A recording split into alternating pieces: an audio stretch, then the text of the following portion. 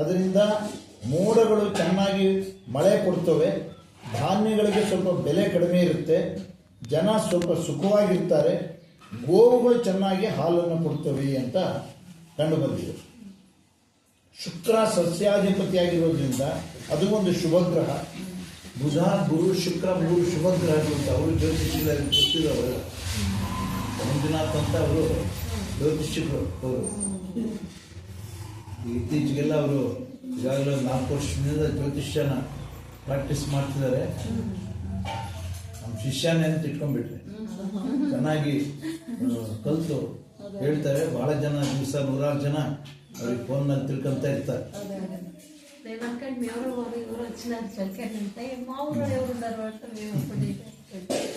ಶುಕ್ರ ಸಸ್ಯಾಧಿಪತಿಯಾಗಿರೋದ್ರಿಂದ ಕುಷ್ಕಿ, ತರಿ ಮತ್ತು ಬಾಗಾಯಿತು ಫಸಲುಗಳು ಚೆನ್ನಾಗಿ ಆಗ್ತವೆ.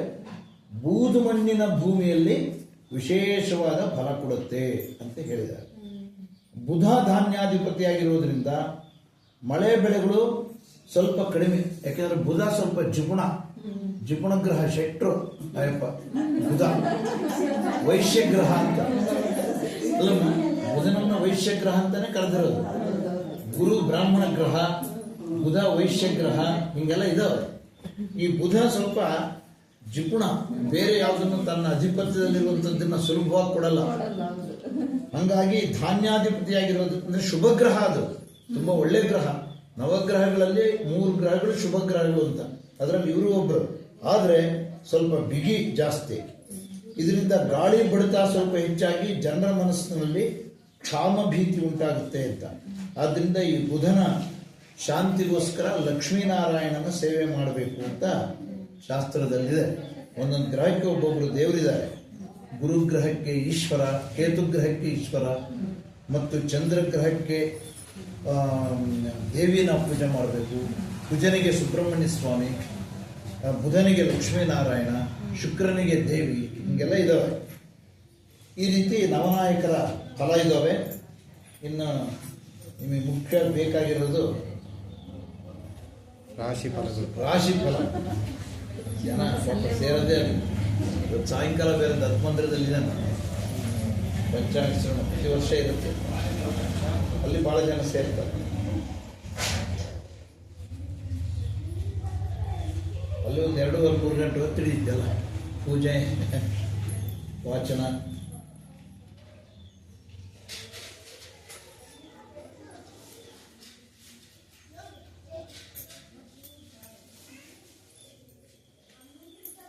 ಮೇಷರಾಶಿಯವರಿಗೆ 12 ರಾಶಿಗಳದ್ದು ಗೋಚಾರ ಫಲ ಅಂತ ಇದು.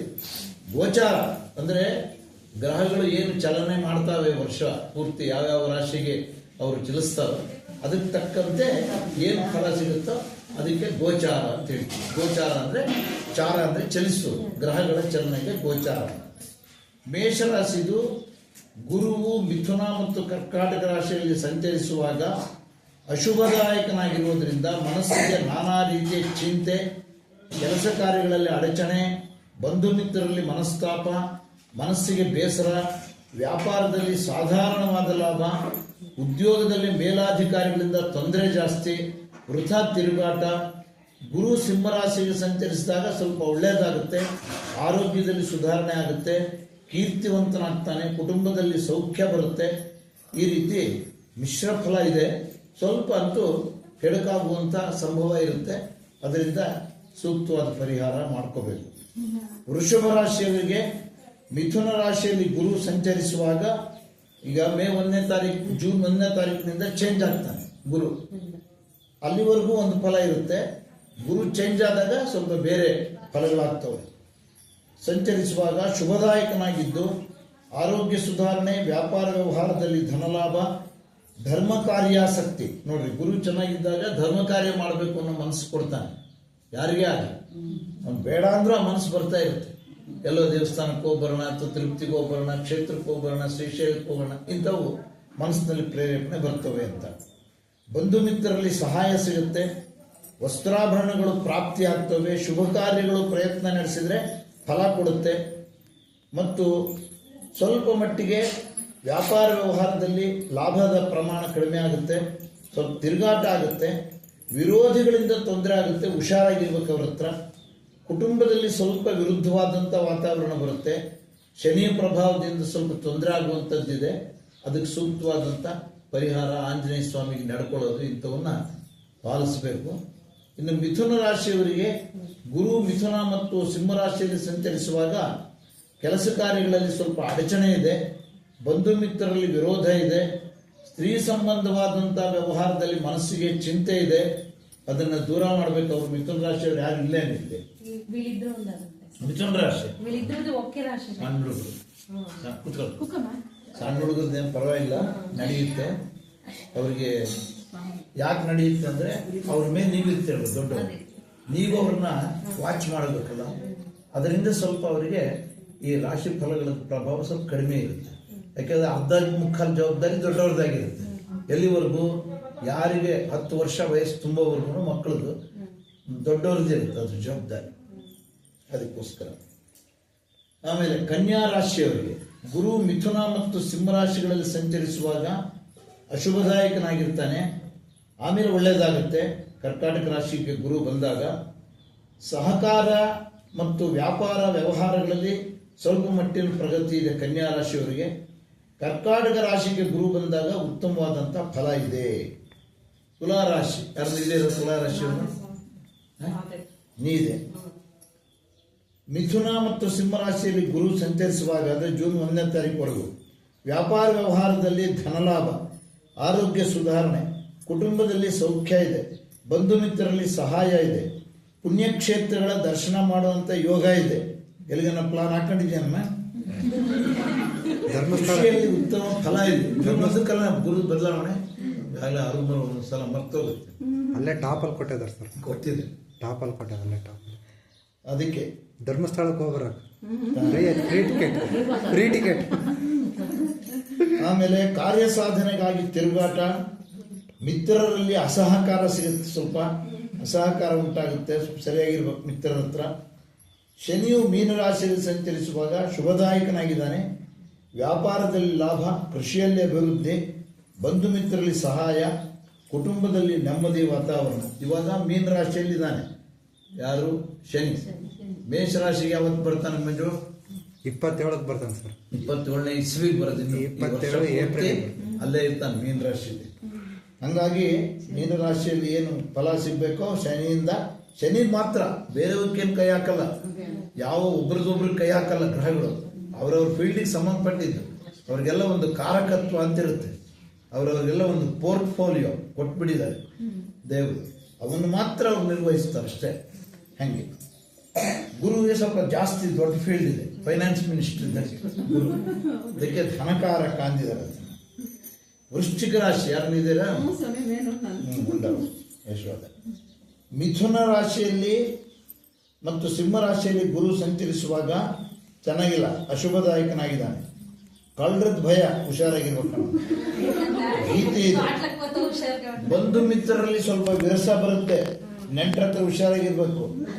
ದುಷ್ಟ ಜನರ ಸಹವಾಸ ಮಾಡಕ್ಕೆ ಹೋಗ್ಬಾರ್ದು. ಆರೋಗ್ಯ ಸ್ವಲ್ಪ ಮಟ್ಟಿಗೆ ಕೆಡುತ್ತೆ, ಮನಸ್ಸಿಗೆ ಚಿಂತೆ ಮಾಡಬೇಡ ಆದಷ್ಟು.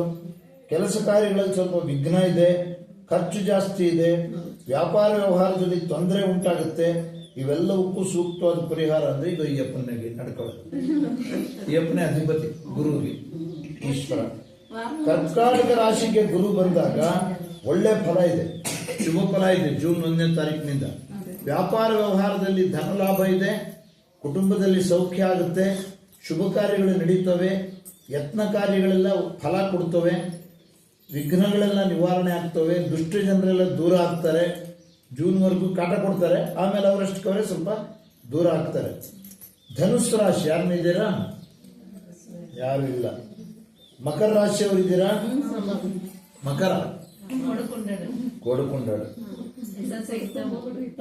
ಮಿಥುನ ಮತ್ತು ಸಿಂಹ ರಾಶಿಯಲ್ಲಿ ಗುರು ಸಂಚರಿಸುವಾಗ ಅಶುಭದಾಯಕನಾಗಿದ್ದು ಹಣದ ಅಡಚಣೆ, ಮನಸ್ಸಿಗೆ ಚಿಂತೆ, ಬಂಧು ಮಿತ್ರರಲ್ಲಿ ಮನಸ್ತಾಪ, ಅನಾರೋಗ್ಯ, ದುಷ್ಟ ಜನರ ಸಹವಾಸ, ಕೆಲಸ ಕಾರ್ಯಗಳಲ್ಲಿ ವಿಘ್ನ ಮೊದಲಾದ ಅಶುಭ ಫಲಗಳಿದ್ದಾವೆ. ಅದೇ ಕರ್ಕಾಟಕ ರಾಶಿಗೆ ಗುರು ಬಂದಾಗ ಕುಟುಂಬದಲ್ಲಿ ಸೌಖ್ಯನೂ ಸಿಗುತ್ತೆ, ಉದ್ಯೋಗದಲ್ಲಿ ಪ್ರಗತಿ ಉಂಟಾಗುತ್ತೆ, ಕಾರ್ಯಗಳು ನಡೀತವೆ, ಶುಭ ಕಾರ್ಯಗಳಿಗೆ ಪ್ರಯತ್ನ ನಡೆಯುತ್ತೆ, ಆರ್ಥಿಕ ಪರಿಸ್ಥಿತಿ ಸುಧಾರಿಸುತ್ತೆ, ದುಡ್ಡು ಕಾಸೆಂದು. ಶನಿ ಮೀನರಾಶಿಯಲ್ಲಿ ಸಂಚರಿಸುವಾಗ ಶುಭ ಫಲ ಇದೆ. ಶನಿದಂತೂ ಒಳ್ಳೆ ಫಲ ಇದೆ, ಏನು ತೊಂದರೆ ಇಲ್ಲ. ವ್ಯಾಪಾರ ಉದ್ಯೋಗದಲ್ಲಿ ಶನಿ, ಕೆಲವು ವ್ಯಾಪಾರಗಳಿಗೆ ಮಾತ್ರ ಶನಿ ಅಧಿಪತಿ, ಅಂಥವ್ಕೆ ಮಾತ್ರ ಒಳ್ಳೆ ಫಲ ಕೊಡ್ತಾನೆ. ವ್ಯಾಪಾರ ವ್ಯವಹಾರ ಅಂದರೆ ಆಯ್ತು ವಿರುದ್ಧವಾದ ಪದಾರ್ಥನ ವ್ಯಾಪಾರ ಮಾಡಿದರೆ ಒಳ್ಳೇದಾಗುತ್ತೆ ಅಂತ ಹೇಳೋಕ್ಕಾಗಲ್ಲ. ಶನಿಗ್ರಹದ್ದು ಏನಿದ್ರು ಎಣ್ಣೆ, ಕಬ್ಬಿಣ, ಸ್ಟೀಲು ಇಂಥವೆಲ್ಲ ಆಯ್ತು ಸಂಬಂಧಿಸಿ ಅವುಗಳ ವ್ಯಾಪಾರದಿಂದ ಒಳ್ಳೆ ಪ್ರಗತಿ ಸಿಗುತ್ತೆ ಅಂತ. ಕುಂಭರಾಶಿ ಯಾರನ್ನಿದ್ದೀರಾ? ನೋವು. ಗುರುವು ಮಿಥುನ ಮತ್ತು ಸಿಂಹರಾಶಿಯಲ್ಲಿ ಸಂಚರಿಸುವಾಗ ಶುಭ ಫಲವನ್ನು ಉಂಟು ಮಾಡ್ತಾನೆ.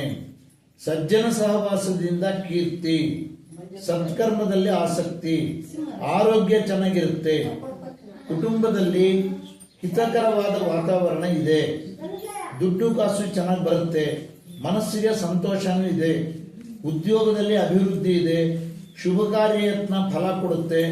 ಕರ್ಕಾಟಕ ರಾಶಿಗೆ ಗುರು ಬಂದಾಗ ಸ್ವಲ್ಪ ಹಣದ ಅಡಚಣೆ ಬರುತ್ತೆ. ಮನಸ್ಸಿಗೆ ಸ್ವಲ್ಪ ಚಿಂತೆ ಉಂಟಾಗುತ್ತೆ. ಆರೋಗ್ಯದಲ್ಲಿ ಸ್ವಲ್ಪ ವ್ಯತ್ಯಾಸ ಆಗುತ್ತೆ. ಅವಾಗ ಸ್ವಲ್ಪ ಹುಷಾರಾಗಿರ್ಬೇಕು. ಕೆಲಸ ಕಾರ್ಯಗಳಲ್ಲಿ ವಿಘ್ನಗಳು ಬಂದಾಗ ಸ್ವಲ್ಪ ಪರಮೇಶ್ವರನ ಧ್ಯಾನ ಮಾಡಬೇಕು.